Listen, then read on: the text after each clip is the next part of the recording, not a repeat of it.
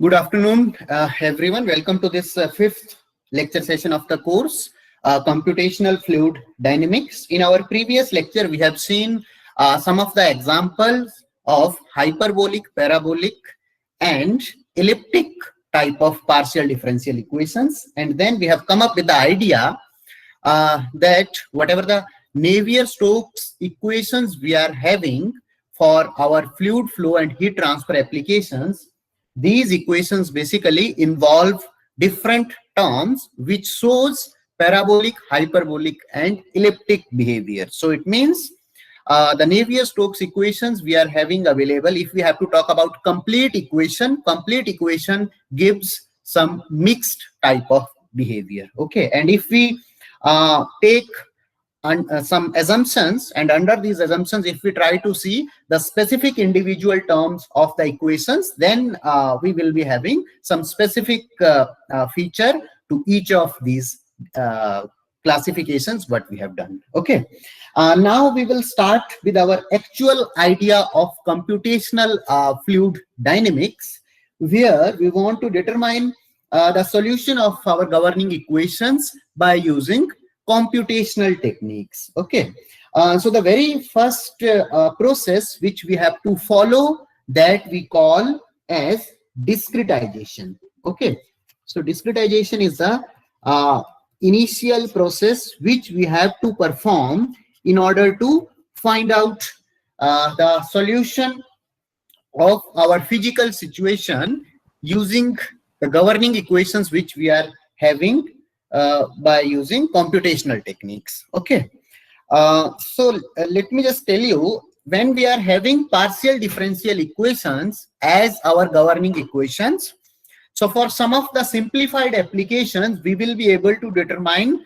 the exact solution or closed form of solution of these partial differential equations, and that particular solution will be actually continuous within our selected domain. So what I am trying to say, for example, if I have, say, some two-dimensional domain, and inside this two-dimensional domain, I have taken some governing equations, some partial differential equations I have selected, and I want to determine the solution of these partial differential equations using analytical techniques. Okay, so what will be happening in the analytical techniques, I'll be finding the solution of, say, my u variable. U is, say, velocity field, so I'll be finding the value of this as function of x comma y. Similarly, I will be finding value of v variable as some function of x comma y if I consider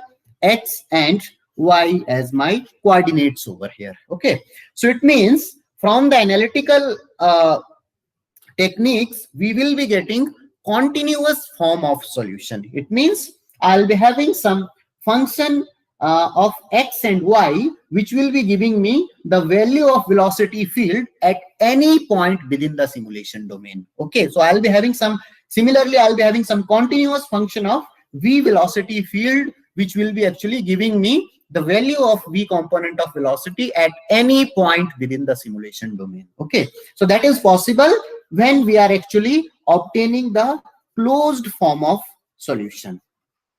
Closed form of solution means we are analytically finding out the solution of our governing equations, and from the analytical solution, whatever our parameters of interest are there, basically we are able to obtain some continuous functional form of our parameters of interest. Okay, and now if we have to go into the numerical solution, what we are doing, basically we are saying that in computational fluid dynamics we will be employing our power of computers to actually find out the solution of governing equations. Okay, so if we are using computers, we have to over here somehow restrict our governing equations, or we have to transform our governing equations in certain specific forms which are understood by the computers. Okay, then only we will be able to determine the solution. Okay, so for example, for solving the partial differential equations using analytical approach, we are having some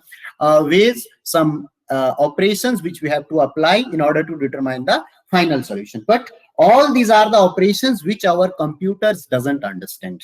Okay, so what are the operations which we can perform in computers? Computers can only perform arithmetic and logical operations. Okay, so in terms of arithmetic operations, we know our plus, minus, multiplication, these are nothing but arithmetic operations. And logical, if we have to say compare, that if this parameter is greater than or less than or equal to some another parameter. Okay, so our computers can only do such type of operations. So if computers are only doing such type of operations, so what we have to do, whatever the partial differential equations we are having, these partial differential equations we have to convert into certain form of equations which are basically understood by the computers, and computers can do certain operations on these equations. Okay, so as I told you that computers understand only the arithmetic and logical expressions. So it means we have to convert our PDEs. So our governing equations are in the form of PDEs. So these PDEs we have to convert into algebraic equations. Okay, so we have to convert into algebraic equations because computers will be only able to understand the algebraic equations and perform operations on algebraic equations. So that's why now if I give you the definition to word discretization. So let me now give the definition to word discretization. So what I am saying, discretization is nothing but a way of converting PDEs into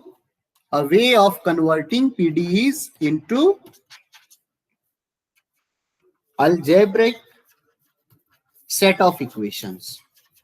So that is the process which we call as nothing but our discretization.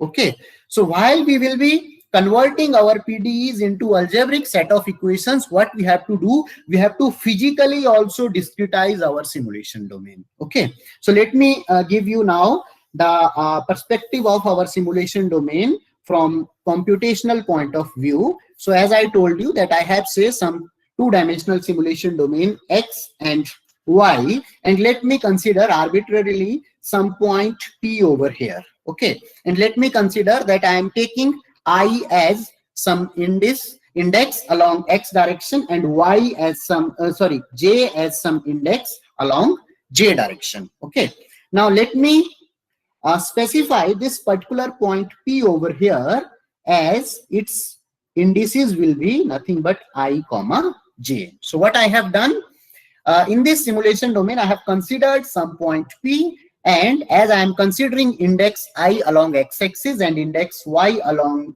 index J along y-axis, so I have specified, say, the indices of this particular point P are nothing but I comma J. Okay, now what I have to do, I will be basically dividing this simulation domain.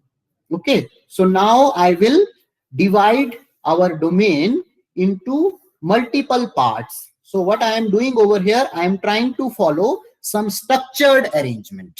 Okay, so what I am trying to do, I am trying to follow some structured arrangement to divide my domain into multiple small domains. Okay, and now what will be happening, this is my point P. So point P is nothing but I have drawn these lines, or I have done divisions of my domain in such a fashion so that this point P is lying at the intersection of the two lines. Okay, so similarly, if I consider some another point which is at the intersection of other two lines, so what we are having over here, this horizontal is actually following the same line, and in the horizontal direction we are moving into the next line, but along the vertical we are actually following the same line. So this particular point will be having indices nothing but I plus 1 comma J, because in X direction we have moved towards right side, whereas in Y direction we are actually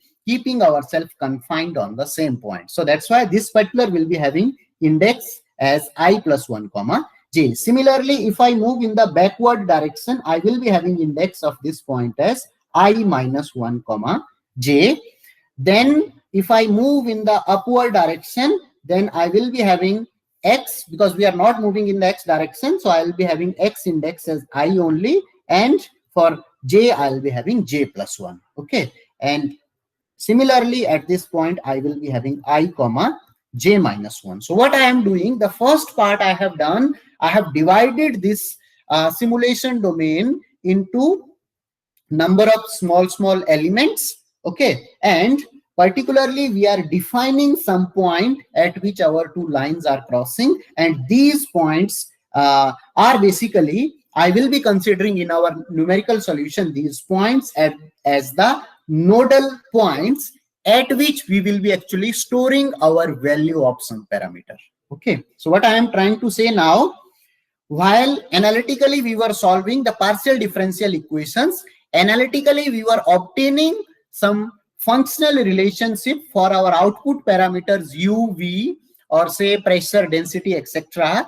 And these output parameters were actually continuous functions of x and y. It means at any point within the simulation domain, analytically, if I know the value of output parameter, I can find out the value of that field variable. But while we will be numerically finding the solution, numerically we will not be able to find out the continuous functional form of the solution. Rather, we will be finding the solution at some fixed locations, and these particular fixed locations are nothing but called as our nodes. Okay, so we will be only able to locate the values of field variable, which are say u, v, okay, say pressure, density. So all these field variables I will be only able to locate at some specific locations in my domain, and these specific locations we are calling as our nodes. Okay, so it means while numerically or computationally we will be able to we will be solving the solution of our governing equations, we will not be able to get continuous form of solution. Rather, we will be getting what kind of solution? We will be getting discrete solution. Okay, so we will be getting some discrete solution while we will be actually numerically or computationally finding the solution of our parameters. Okay, so what we have to do now, because we want to actually solve the solution of governing equations using computers. So we have to convert our governing equations from partial differential equations to some form which is actually understood by the computers. Okay, and the form which is understood by the computers, that is nothing but algebraic set of equations. So one clear distinction which we will be getting over here, while analytically we are determining the closed form of solution of our partial differential equations, then our output parameters are actually nothing but continuous function of the spatial arrangement. So we can determine the value of output parameters at any point within our space, whereas while we will be computationally finding the solution of our governing equations, we will be only able to locate this solution at some specific locations within the simulation domain, and these discrete locations at which we are finding the solution, these are called as nodal points. Okay, nodes or nodal points. So it means now we have to devise certain way to convert our partial differential equations into algebraic set of equations. Okay, so there are multiple ways to convert our partial differential equations into algebraic equations. So these are called as nothing but different discretization techniques. So some of the common discretization techniques are FDM, finite difference method.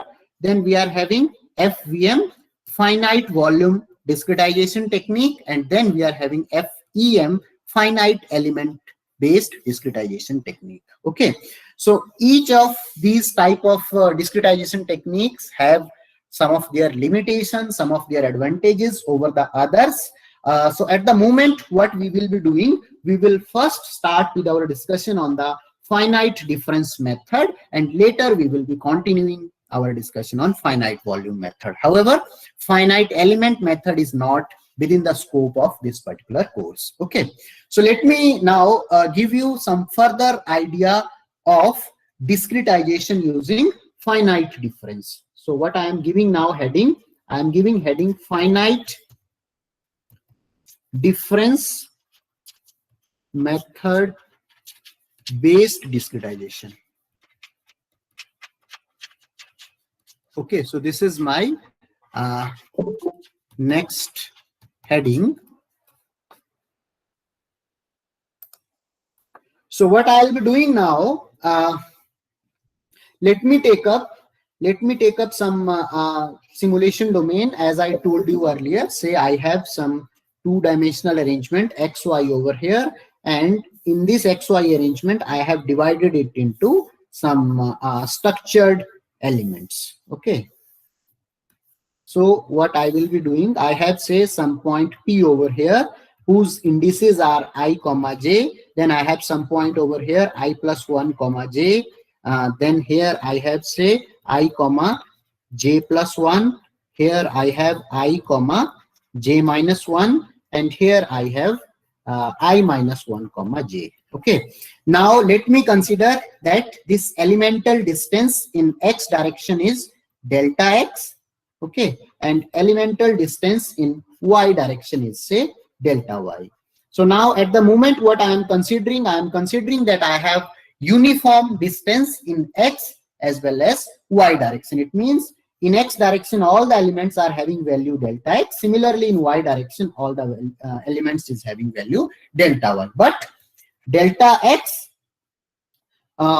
it is not always true that delta x should be equal to delta y. So delta x may be different from delta y, or it may be same. Okay, similarly this is what I have considered over here at the moment. So this is a structured grid arrangement, and in this structured grid arrangement actually I have considered uniform mesh in each direction. So why I am calling the word uniform? Because I am saying that spacing in x direction is same. Similarly spacing in y direction is actually same as delta y. Okay, however from the computational perspective this is not a limiting condition. So at the moment what I am saying that just for the ease, in order to initially derive some of the algebraic expressions, I have considered that in x and y direction each elemental spacing are same, but it is not a must condition. So we may have non-uniform grid also. Okay, so what will be happening with the non-uniform grid, that also we will try to see further. Okay, now what I want to tell over here, say I have some field variable u, and I know value of this field variable at point I comma j. Okay, so if I know the value of field variable at point I comma j, and what I want to do, I want to determine the value of this field variable at point I plus 1 comma j. Okay, so what I will be doing, I can apply my Taylor's series expansion. Okay, so can you tell me how I can write by using Taylor series expansion this expression for ui plus 1 comma j? Can you tell me? Ui plus 1 comma j will be equal to, if I have to write it in terms of ui comma j, how I can write? Sir, we will expand this in x direction. U of ij plus del x time uxij. Okay. Plus same. I am writing correctly or is it wrong?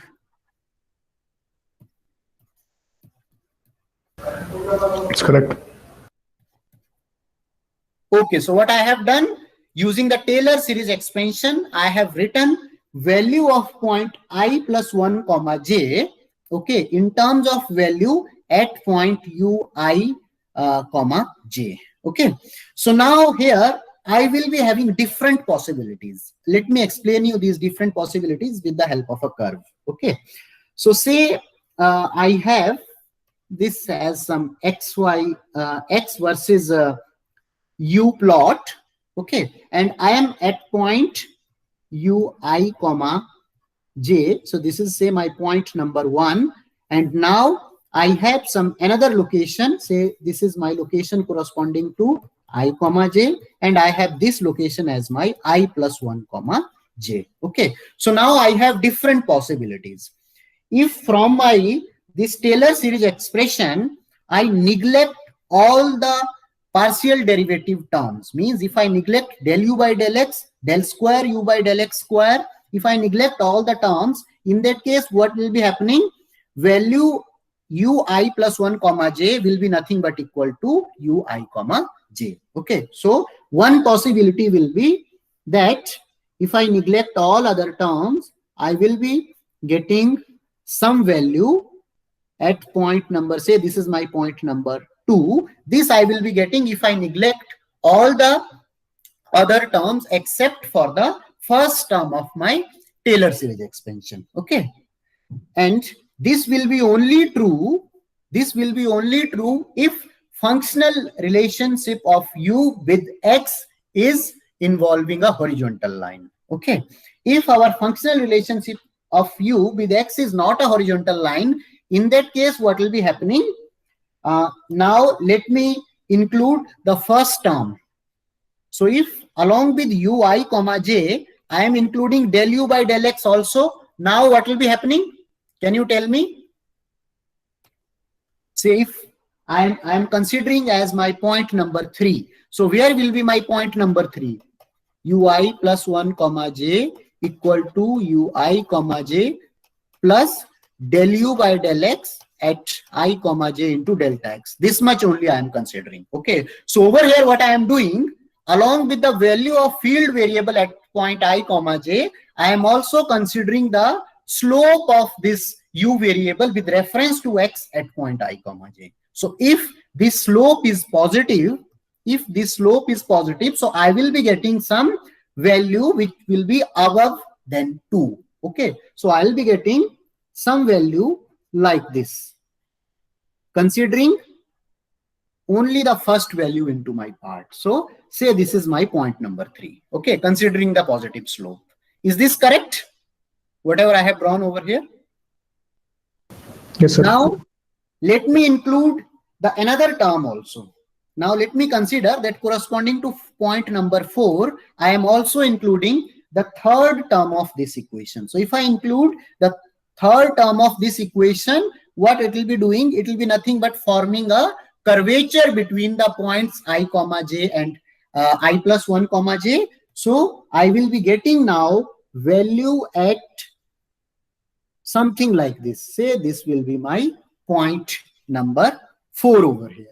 Okay, and let me consider that when I have solved this particular formulation of u by using the closed form of solution, say the closed form of solution gives me point number 5. So what I am saying, 5 is nothing but closed form solution. Okay, so when I will be able to obtain the closed form solution using the Taylor series expansion, can you tell me? Sir, when we Till increase infinity. the differential terms? Yes, so there is, When we go till infinity. yes, this is correct. So we will be able to determine the closed form of solution only if in this Taylor series expression we are considering the infinite number of terms, and these infinite number of terms will be only possible if we are approaching delta x to 0. Is this point clear?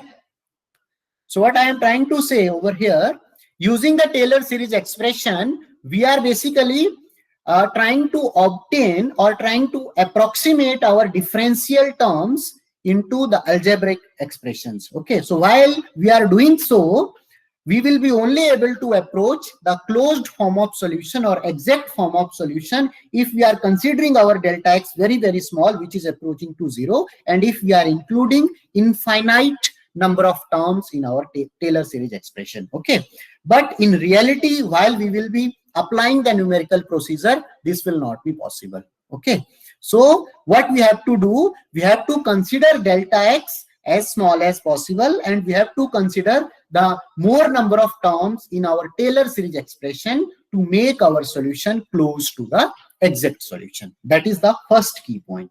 Okay, so this line, whatever I am now representing over here, this shows my actually exact solution, but this exact solution will be only coming if we are considering infinite number of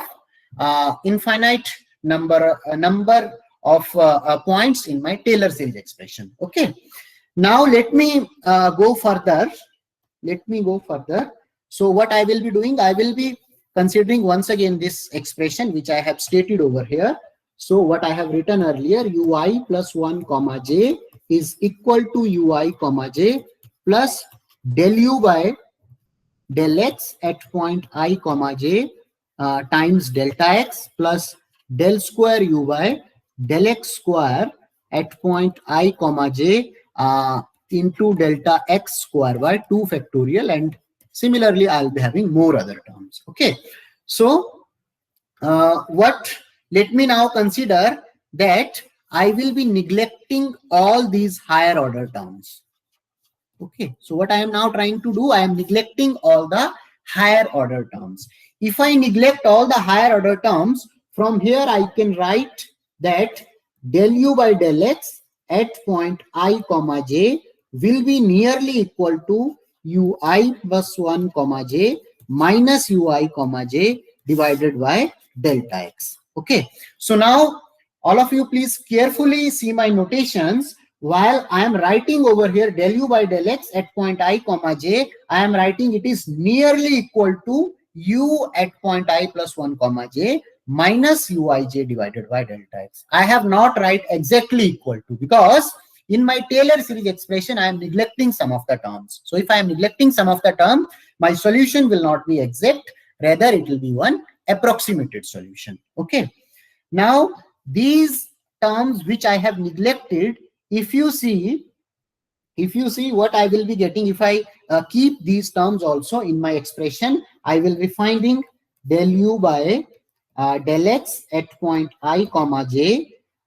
Now I will write equality because I will try to write some of these terms also over here. So if I write now equality, I will be having I plus 1 comma j minus ui j divided by delta x, and I'll be having minus del square u divided by del x square, because I have divided with delta x. So if I divide over here with delta x, I'll be finding delta x by 2 factorial.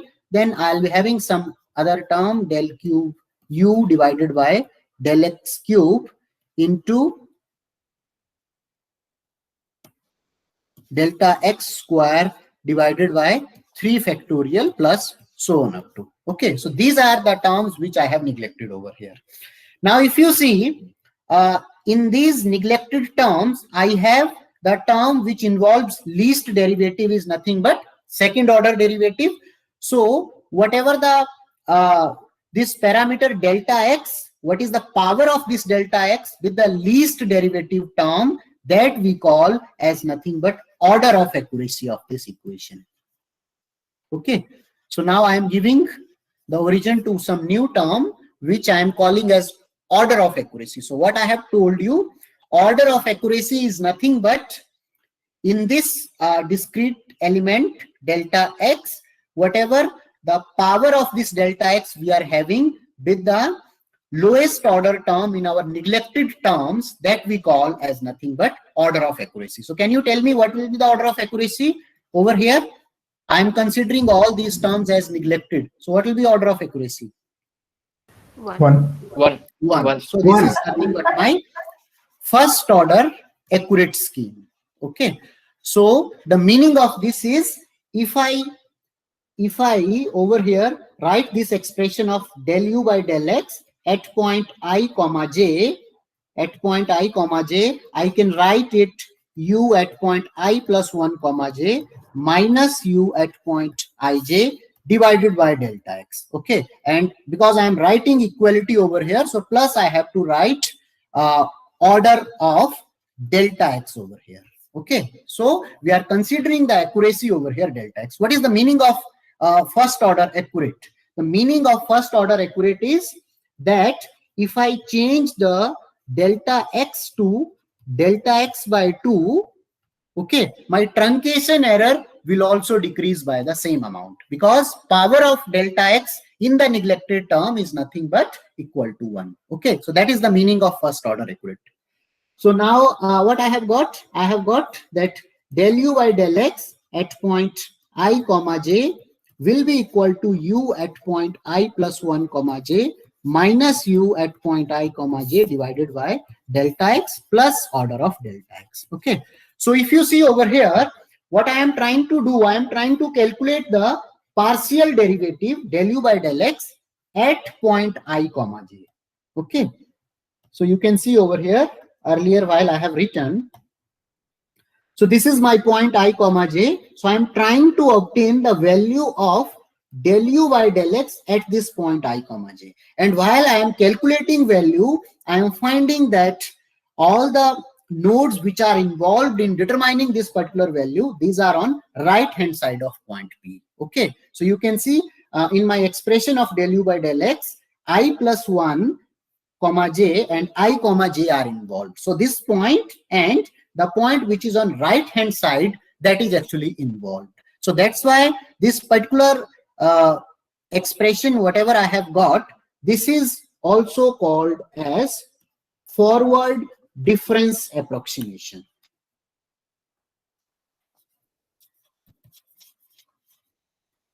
Forward difference. If I have to give complete name, forward difference first order accurate approximation. This point is clear.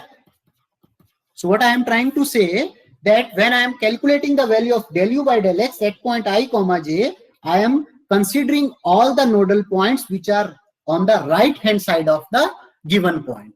Okay, so that's why I can say that value at this point, value of derivative, first order derivative at this point is actually determined by considering the points on the right hand side of our point which is under observation. Okay, so that's why we will be able to call this as forward difference first order accurate approximation. Okay, now let me also write expression at point I plus 1 comma j. So if I write at point I minus 1 comma j with reference to ui comma j, that will be equal to what I can write using Taylor series expression. That will be equal to del u by del x at point I comma j multiplied by minus delta x, because now I am moving in the backward direction. Okay, plus del square u divided by del x square at point I comma j times minus delta x square divided by 2 factorial plus so on up to like this. Now once again over here also, if I neglect all these terms which are having order greater than 2, if I neglect these terms, I will be able to find out the value of del u by del x at point I comma j as equal to u at point I comma j minus u I minus 1 comma j divided by delta x, and over here also I will be having order of accuracy as nothing but delta x. Okay, so what you can see over here, we are not having the difference in terms of order of accuracy, but while we are determining the value of del u by del x at point I comma j, we are actually involving the value of the field variable at that particular point and in the previous point. Okay, so that's why I will be able to call this as backward or rearward difference first order accurate approximation. Is this point clear? Yes, sir. Okay, now let me also take this equation, this previous equation, whatever I am having, let me call this as equation number 1, okay, which I have written for node I plus 1, and whatever the equation just now I have got for backward approximation, let me consider this as my equation number 2. Okay, now what I want to do, I want to do 1 plus 2. Can you tell me what will be 1 plus 2? If I do the sum of Taylor series expansion, which I have written for the rightward node and the leftward node, what I will be getting? Can you tell me?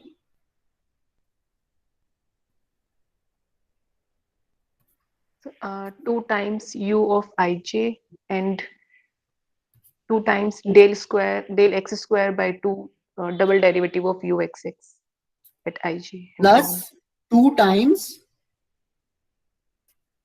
del x square divided by 2 factorial into del square u by del x square at point I comma j, and what else?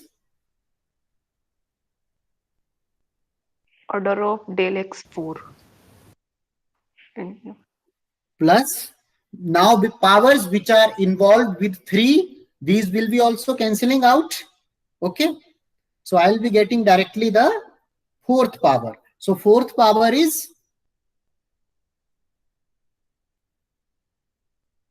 that will be 2 times del x power 4 divided by 4 factorial times del 4 u by del x power 4 at point I comma j. Okay, plus so on up to like this.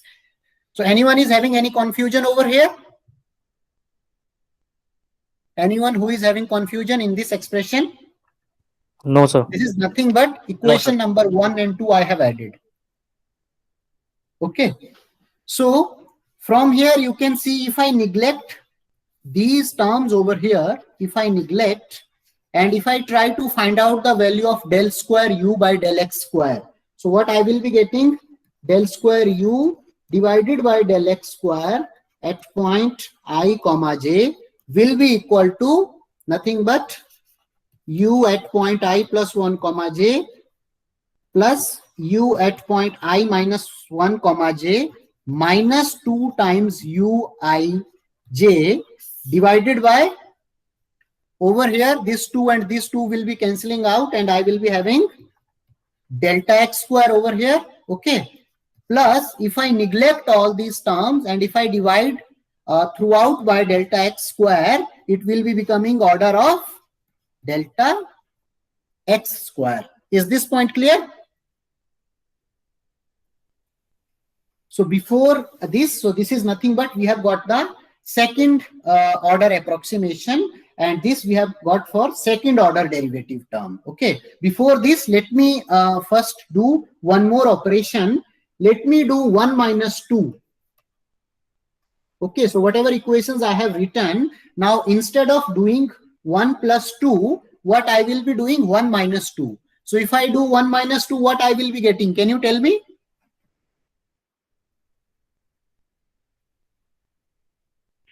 so 2 times del x first derivative of u and 2 times del u by del x at point I comma j into del x. Okay, then plus 2 times third derivative and del x cube by 3 factorial and so on.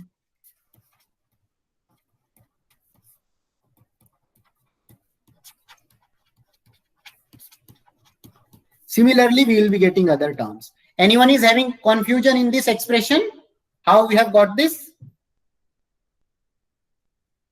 Please say yes or no. No, sir. No, sir. Okay. No, sir. So from here, what I will be able to do, get from here, if I neglect these higher order terms, so these are nothing but my higher order terms. If I neglect these higher order terms, what I will be getting? I'll be able to get del u by del x at point I comma j as equal to ui plus 1 comma j minus ui minus 1 minus ui minus 1 comma j divided by 2 times delta x plus, what will be the order of accuracy? Del x Del square. x square. Del x square. Okay, so you can see, while now I am calculating the first order derivative del u by del x at point I comma j, I am finding that corresponding to this I comma j, the value of first order derivative is actually becoming function of one node which is on the right hand side of that point and another node which is on the left hand side of that point. Okay, so this type of scheme which involves nodes on both right and left hand side, these are called as nothing but our central difference schemes. Okay, so we call such schemes as central difference schemes, CDS. And if you see, while we have shifted from forward difference and backward difference to central difference scheme, automatically our order of accuracy has also increased. Okay, so you can see that initially the order of accuracy was delta x, now order of accuracy has become delta x square. So it is central difference scheme and second order accurate.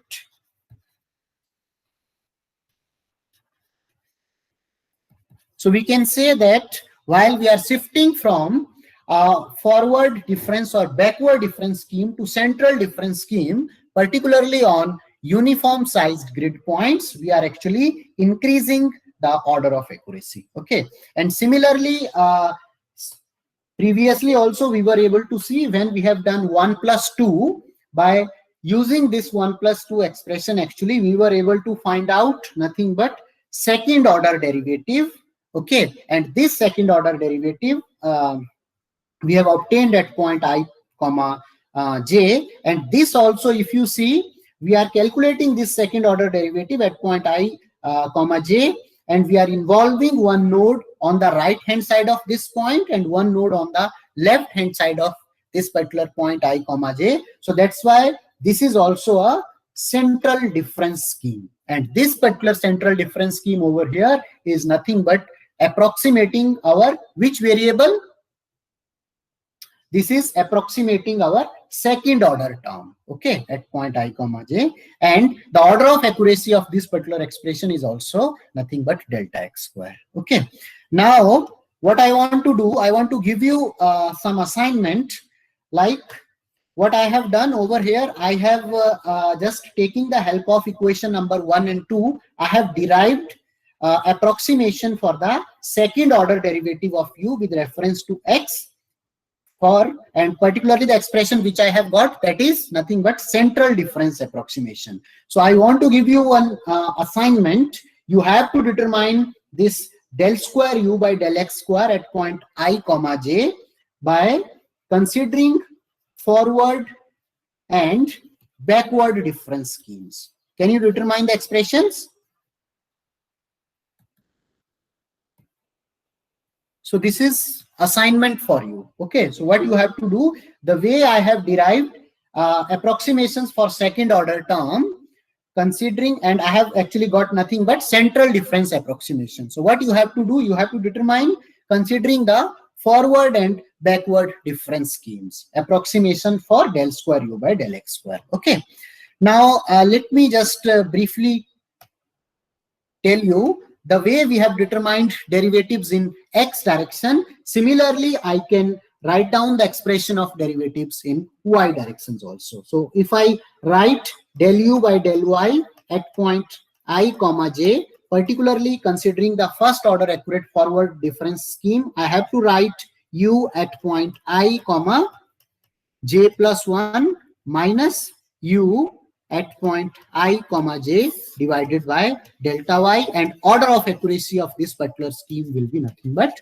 delta y. Okay, similarly, if I write in terms of backward difference, I can write del u by del y at I comma j equal to u at point I comma j minus u at point I comma j minus 1 divided by delta y plus order of delta y. And if I have to write central difference scheme, can you tell me what will be expression?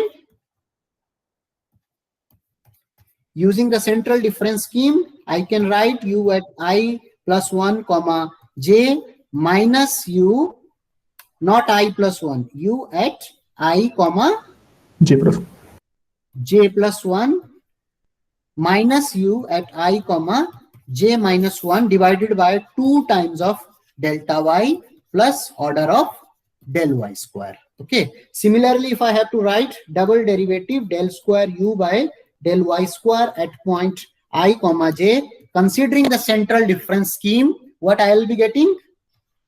U at point I comma j J plus plus 1 1 plus plus U I u at point I comma J minus 1 j by 2. minus 1 minus 2 times of ui comma j divided by delta y square plus order of accuracy will be nothing but delta y square. Okay.